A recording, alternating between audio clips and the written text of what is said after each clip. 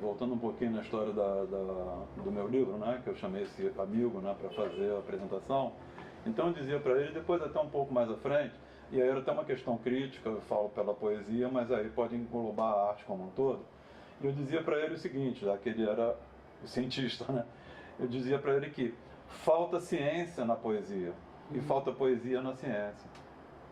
Né, porque com ele que disse que estraga a poesia, nesse momento que a gente teve, eu conheço ele há muitos e muitos anos, que ele é amigo do meu irmão há 60 anos. E sempre frequentou a nossa casa e a família, né? Então, nesse pouco tempo que eu tive com ele, pouco tempo, mas intenso para burro, foram 3, 4 vezes que ele esteve aqui mesmo, aqui em casa, para falar da apresentação, nesses debates, a visão dele de estragador de poesia, ele não sabe o avanço que ele me deu na minha escrita. Porque escrever poema, aquela história, né? 10% de inspiração, 90% é trabalho. É braçal mesmo, né? E sofre pra caramba. Mas a gente está escrevendo aquilo, por mais que a gente esteja familiarizado, né, com a escrita, com a composição de um poema, ele é muito nosso, né? Ele é muito carne, é muito sangue, né? É muito tudo isso. E de repente ele está pronto. E está pronto, aí ele deixou de ser do autor, a não ser no sentido da propriedade, né? Mas ele deixa de ser do autor, ele passa a ser do leitor e a interpretação como o leitor vai receber aquilo. Então, quando a gente estava debatendo o livro, falando de várias questões que ele levantava, eu precisava, entre aspas, defender o poema. Defender sem explicar. Porque explicar poema acabou, né? É decifrar a bula de remédio, então não existe isso. Mas então isso aí me ajudou muito, me fortaleceu muito, e cada vez que eu vou ter uma conversa com alguém de uma outra área, seja lá qual for, eu vou sempre acrescentar na minha produção, no meu entendimento. Eu até, agora uma autocrítica, né? Eu já falei isso algumas vezes, eu sou poeta, né? E eu tenho um débito enorme com os poetas e com a poesia, porque eu leio muito mais filosofia do que poesia. Mas para mim, filosofia, se você pegar por Nietzsche, você vai ver que poesia e filosofia não estão distantes. Vai estar distante daqueles que gostam de dizer que a filosofia é quase que uma religião. É a fórmula de você viver bem, de solucionar a humanidade. E não é nada assim, não é nada assim. Então, quer dizer, são essas coisas que a gente está debatendo hoje, e agora eu vou pegar um outro gancho aqui, a questão da tecnologia, que ela é ao mesmo tempo satânica, ao mesmo tempo divina. Então, é uma outra discussão que eu tinha muito, é Zé Glauco, né, esse meu amigo que fez a apresentação do livro. E que a gente discutiu muito isso, essa coisa do sagrado. Ora, se tudo é sagrado, não existe vida.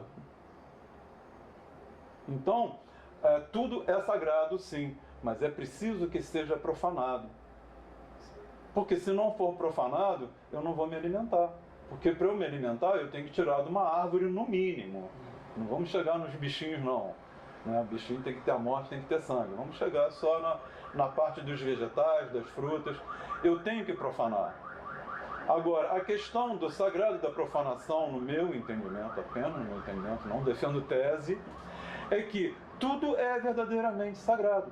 Agora, tudo deve ser verdadeiramente profanado. Qual é a questão que deve ser levantada nessa questão de sagrado e profano? Por que profanar? Ora, então por que profanar? Se a gente não profanasse, você não tocava violão. Certeza. Porque ele é madeira. Agora, quantos violões o Vitor precisa? 500? 600? Não, então uma coisinha que também engasga muito com as pessoas é o seguinte: o pão nosso de cada dia nos dai hoje. Porque para mim me basta o pão de cada dia. Mas se a gente vê pelo consumismo, a dispensa de determinadas pessoas tem toneladas de pão para um ano. E que fatalmente vai se perder. Vai estragar e vai literalmente para o lixo. Então, você vive essa relação, e aqui eu estou falando isso, mas isso não está fora do âmbito da arte, da cultura, da educação, nem nada disso, nem da poesia. Você vai ver a questão da pesca, por exemplo, em que as pessoas vão e pescam tudo, e daqui a pouco adeus peixe. Então tem que respeitar o estio, né? O defeso, né, da pesca, não é isso? Acho que é isso. E foi uma outra discussão que eu tive com um professor meu de teologia, onde eu estava dizendo o seguinte, que quando a pessoa se converte ao cristianismo, eu não estou debatendo o cristianismo, não estou criticando nada disso, eu estou apenas dizendo uma coisa que foi uma conversa minha com um professor meu. Quando a pessoa se converte ao cristianismo, não é pura e simplesmente dizer eu aceito Jesus. É preciso que tenha uma modificação radical do comportamento e no espírito da pessoa. Então aí eu fui dar um exemplo. Eu falei, olha, então se o cara que se converte, ele era madeireiro, aí ele já me cortou e disse, tá, o cara é madeireiro, ele não vai mais cortar madeira, vai virar pescador. Só que ele vai pescar os peixes todos e vai acabar com os peixes do mesmo jeito. Eu falei, não é bem assim que funciona. A questão, aliás, ele foi inverso. O cara pescador vai ser madeireiro e vai acabar com a madeira. Eu falei, não. O cara que se converte, ele vai entender que a madeira pode e deve ser tombada, de acordo com a necessidade que ele tem, com a produção que ele vai ter e atender a questão da lei que prevê única e exclusivamente 12% da área de mata para ser desmatada, e não os 100% como é o comum. E a outra coisa, eu vou usar um outro versículo bíblico que vai valer, né, que eu vou contextualizar, orai e vigiai. Ora, eu tenho uma mata, eu só posso tirar 10%, então, se eu sou cristão, eu vou entender que eu vou tirar 10%, não vou tirar os 100%. Porque aquela árvore, inclusive, não me pertence, não fui eu que plantei. Eu recebi aquilo de herança, eu recebi aquilo como vida. Tiro 10%, ora, se eu tiro 10%, eu tenho que pagar imposto. Se eu tenho que pagar imposto, eu tenho que saber se o imposto está voltando para reflorestamento. Então aí eu orai e vigiai. Então essa é a diferença que vai ter quando a pessoa... Eu vou dar uma modificada nesse papo da conversão, que esse negócio é esquisito, né? Ele é estranho. Então quando eu digo conversão, o que eu estou dizendo é mudar de um estado para outro estado. Aí a coisa fica mais tranquila. Então, se o cara era um terrível desmatador e ele se converteu, ele vai mudar daquele estado de depredador da natureza para um cuidador da natureza. Então, é aí que a gente chega agora de novo à questão por exemplo, da informática. A informática ela é fantástica, sim, se bem usada. Sim. Ela é tão fantástica que a gente está aqui conversando, eu estou falando alto por causa do microfone que está longe, tá? Senão não vai captar. A gente está conversando aqui ao vivo, nós, né? E as pessoas vão poder ver isso no mundo inteiro pela internet. E você está falando num microfonezinho. E tem um programa chamado SoundForge, depois eu vou chegar ali, eu vou trabalhar isso. Tem uma filmadora que está te filmando, sim. E eu aqui atrás dela, em oculto. Então, quer dizer, eu acho que tudo, aí voltamos, sagrado e profano. A internet tanto pode ser sagrada quanto pode ser profana. Ela tanto pode ser para o bem quanto ser para o mal. Sim. Então, a gente tenta dizer, né, para além do bem e do mal. Para além do bem e do mal. Transcender a isso, né? Exatamente. E aí outra coisa, você falou da Ana, como é que é o sobrenome? Ana Vidovich. Isso, da Vidovich. Eu conheci através da internet. E realmente é maravilhosa, né? Agora, o que acontece? O presencial é fundamental. Mas como é que eu posso ver uma orquestra tocando Requiem de Mozart na Alemanha? E fundamentalmente aquela orquestra que eu acho que já nem existe mais. Como é que eu posso ouvir Mozart? Sim, você trouxe um ponto muito, muito crucial, porque se não fosse a tecnologia eu não seria violonista. Seria, mas talvez seria muito mais pra frente, porque por ela eu pude ter acesso a algumas coisas, né? Quando eu digo na questão empírica, que eu acredito que o momento empírico ele está para além das possibilidades. Você pode pegar coisas que você não faz nem ideia, porque a coisa está ali acontecendo. E através da tecnologia você tem recursos para você fazer essa coisa empírica, né? Por exemplo, você pode escutar 1000 vezes essa orquestra da Alemanha, mas se você escutar de fato a orquestra lá, você vai falar, pô, você vai para outro mundo. O que eu tento fazer da tecnologia foi esse ponto que você pegou, que é muito importante para esse momento. Saber realmente utilizá-la e não ser utilizado por ela. né?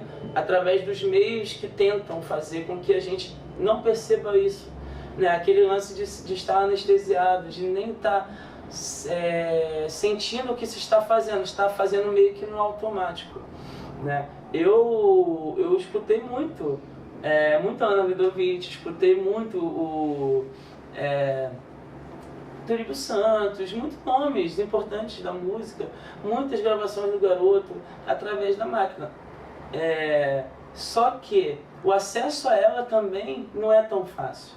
Não é. Entendeu? Não é tão fácil. Em São Gonçalo, por exemplo, se acabou um programa que se chamava Casa do Futuro, que dava internet, disponibilizava computadores com internet de graça.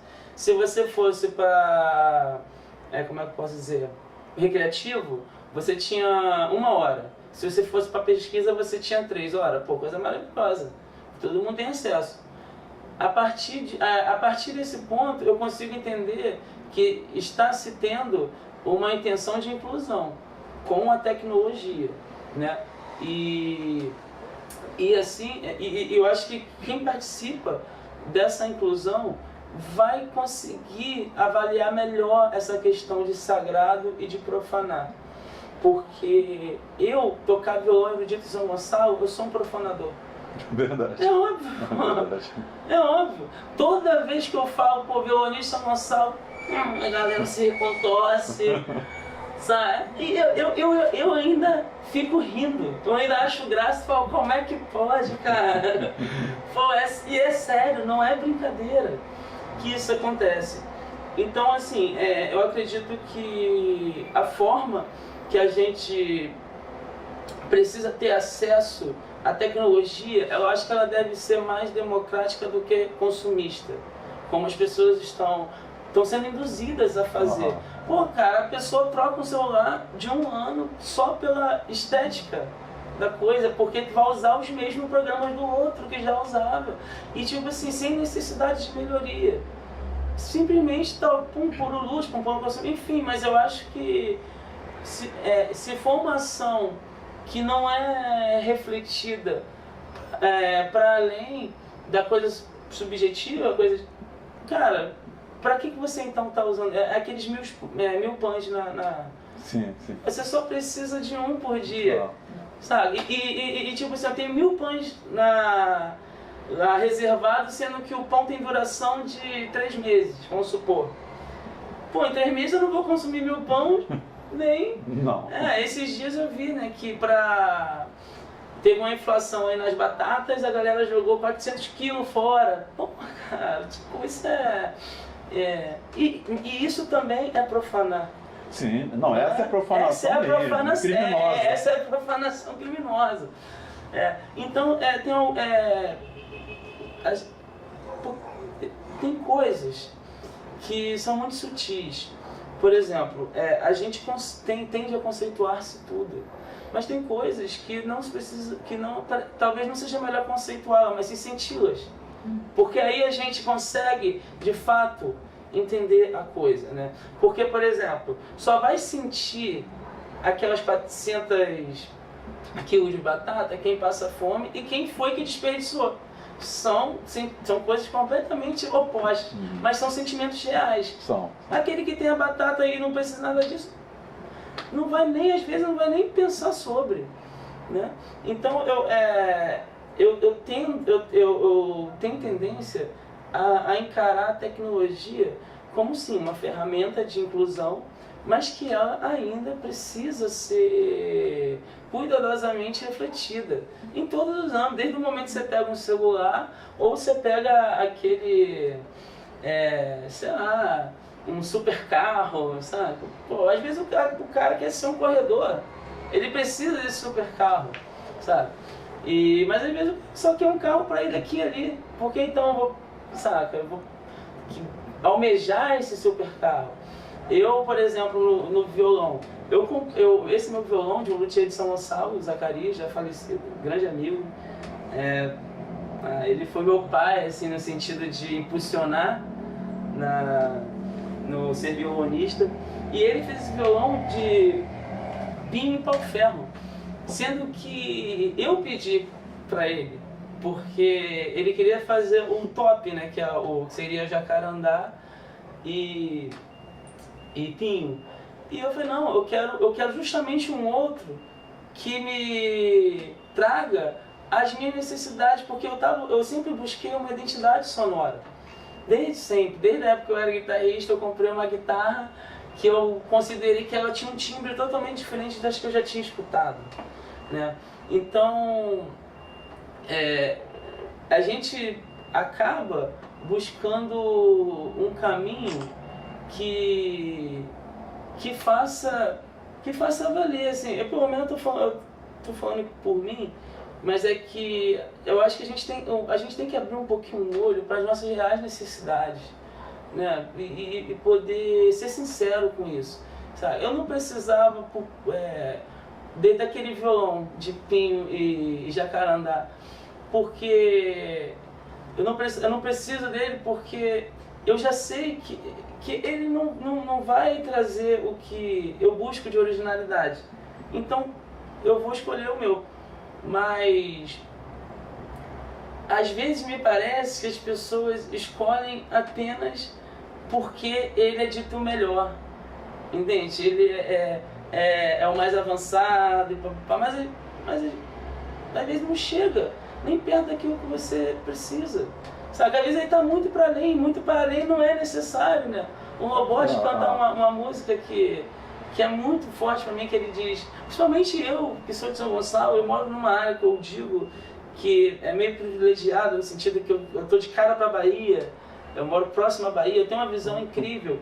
E o Lobote canta o seguinte, não preciso ir muito além dessa estrada, os ratos não sabem morrer na calçada, né? Porque a gente precisa primeiro conhecer o que está ao nosso redor, o que é ao nosso redor, o que se faz, o que a gente tem nesse mundo, e a gente vai caminhar. Alguns precisam caminhar muito, alguns precisam pouco. E isso tudo que eu estou falando, eu estou tentando fazer uma analogia com essa questão da tecnologia, que às vezes a gente não precisa da tecnologia de última geração, mas a gente precisa reconhecer que a tecnologia hoje, ela é fato, primeiramente ela é fato, não se pode negar, e que ela precisa ser bem orientada. Senão, por exemplo, o Steve Jobs já declarou, meus filhos só tive, eu não lembro se é filhos ou filho, mas ele falou que meu filho só teve contato a partir dos 10 anos. Hoje você vê criancinha de 1 ano ganhando celular. Exatamente. Entendeu? Então, tipo assim, que noção é essa de tecnologia? Pô, uma criança de 1 ano nunca vai precisar de um celular. De hipótese, uma criança de 5 anos nunca. Pelo amor de Deus. E aí quando eu vejo uma criança com o celular na mão, eu fico com pânico. Assim, eu acho que a coisa é realmente extremamente perigosa nesse sentido. E aí eu vou voltar ao que a gente estava falando na sala antes de vir para cá para gravar o vídeo, que eu vejo que é fundamental a gente trabalhar e cultura e educação, e que eu só consigo entender uma modificação, estou falando de Brasil porque é onde eu vivo. Sim, lógico. Né? Seria de mundo, claro. Mas através da educação e da cultura. E vou repetir, eu falo isso exaustivamente, que quando eu falo de cultura, eu estou falando da forma mais abrangente possível. Estou dizendo que cultura é aquilo que todo humano produz e que acaba se transformando em estilo de vida para uma comunidade, para uma sociedade, para um município e por aí afora, né? Aumentando a abrangência disso. Então a cultura não é só música, a cultura não é só artes plásticas, a cultura não é só literatura. A cultura, hoje, inclusive, infelizmente, lamentavelmente, mas o que a gente escuta muito também é a cultura do estupro, é a cultura do racismo. Não, pegando um pouquinho esse gancho, tem uma coisa assim que me fez mal. Eu fiquei mal, fiquei um tempo meio deprimido, assim. A gente quando fica deprimido esconde um pouquinho, né? Sorri e tal, mas eu fiquei abismado.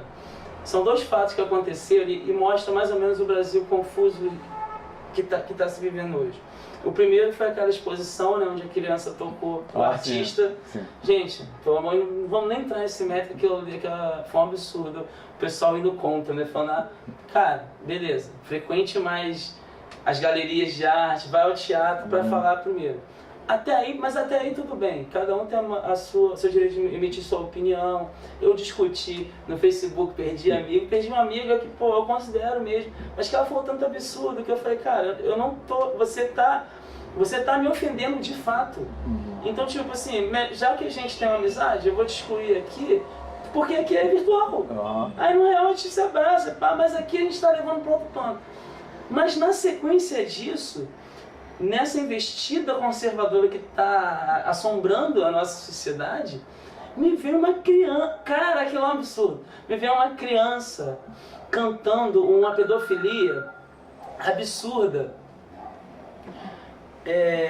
abertamente, e essa música está tocando nas rádios, ou pelos carros, ou por aí, entendeu? É uma pedofilia descancarada e as pessoas estão cantando, porque é um menino cantando. Então aí se impera o machismo. Né? Pô, o menino pode, porque várias vezes eu chegava, pô, e se eu fosse uma menina falando, pô, aqui é apenas de 10 anos? Aí, pá, não, a criança, gente, é uma música absurda que uma criança que tem carro milionário, uma mansão, assim, é um absurdo. Então, eu acabo tendo a necessidade de levar a arte ao máximo possível das pessoas para a gente poder discutir as coisas que são realmente relevantes para a nossa construção social, para a nossa construção cultural, para a nossa educação. Sabe? Educar é o básico e isso não pode ser negado às pessoas, a ninguém. Né? As pessoas têm que ter o seu direito ao acesso à educação de fato, para ela poder ter a emancipação de poder ter suas escolhas de verdade. Né? Ela não escolher o celular Apple porque é mais legal. Ela às vezes nem precisa, às vezes é aquele mais tranquilinho, mais baratinho, que vai ajudar muito ela, saca? Vai fazer, enfim.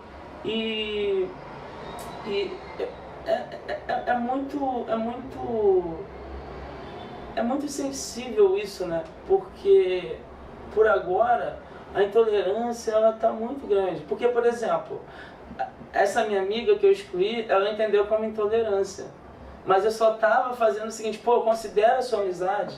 E como as coisas estavam indo para um determinado âmbito que eu estava me ofendendo muito, eu falei, pô, então é melhor a gente... Porque a gente tem que lembrar que virtual é virtual. Exatamente. Virtual é virtual. Não vamos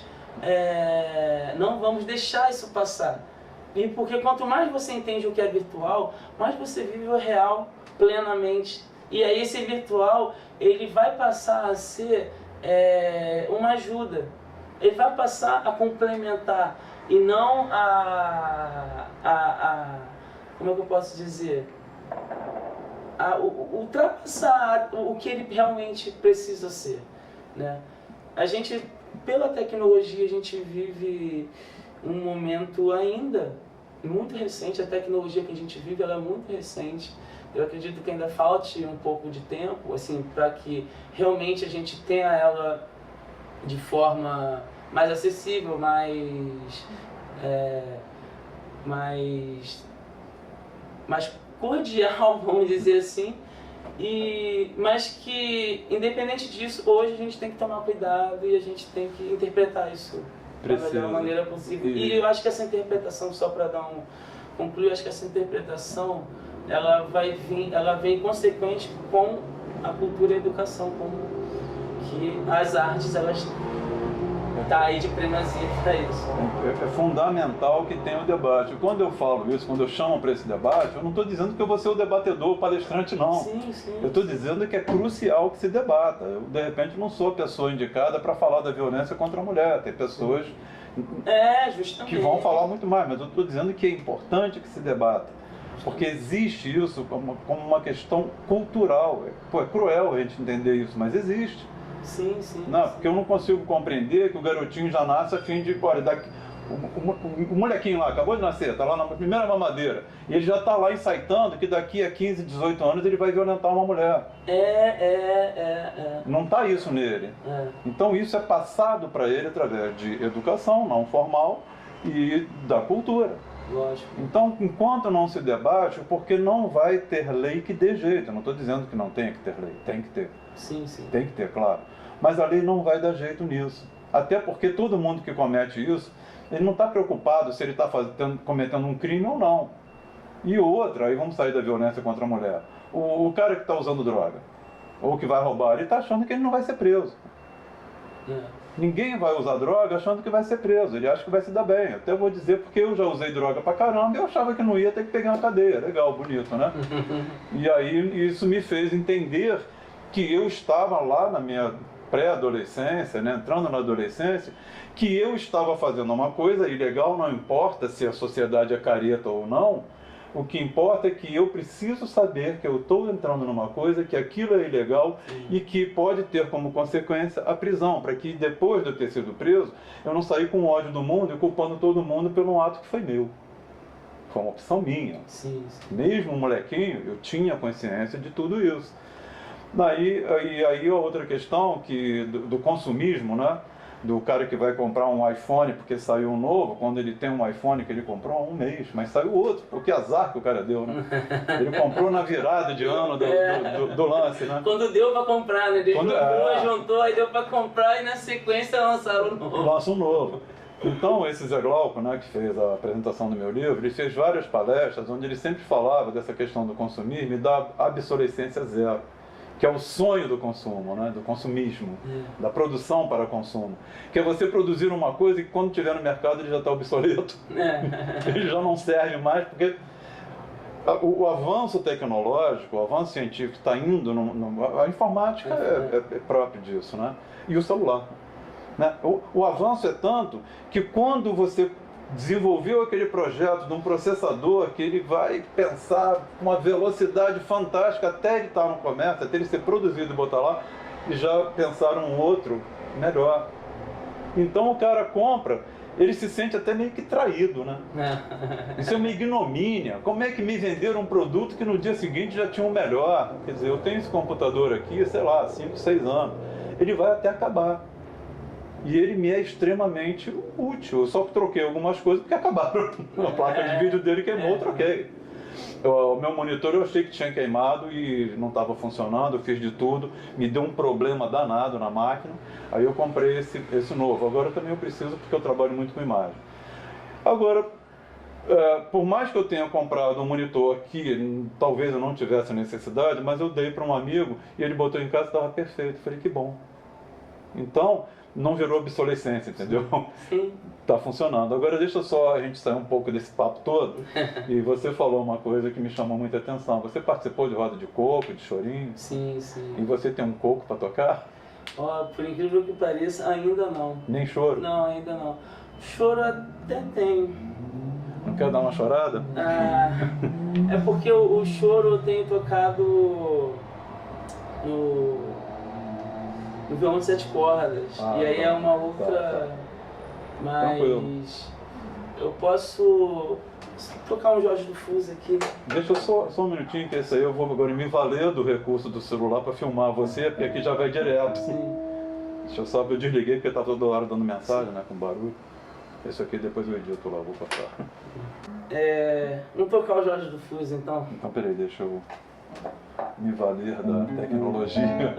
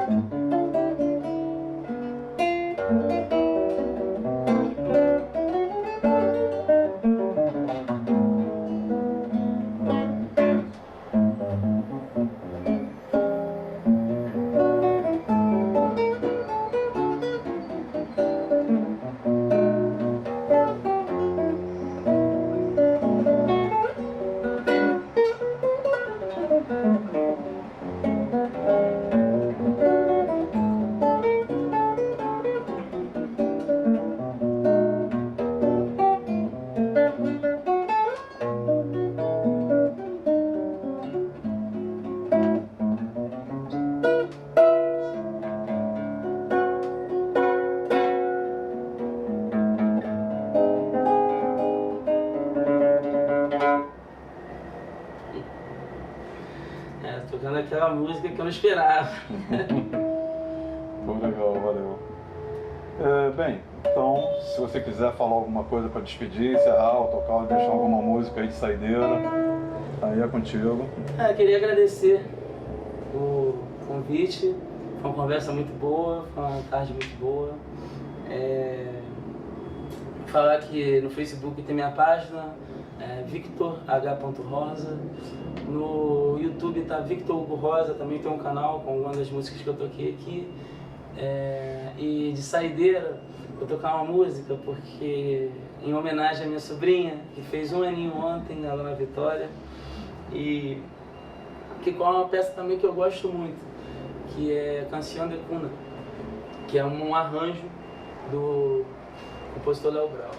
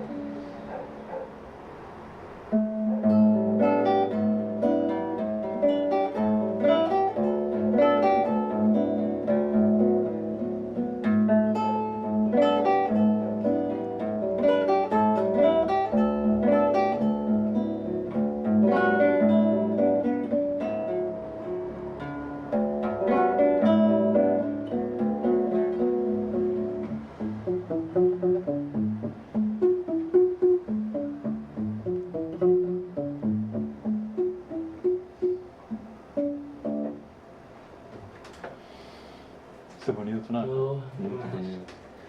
Bem, valeu. Oh.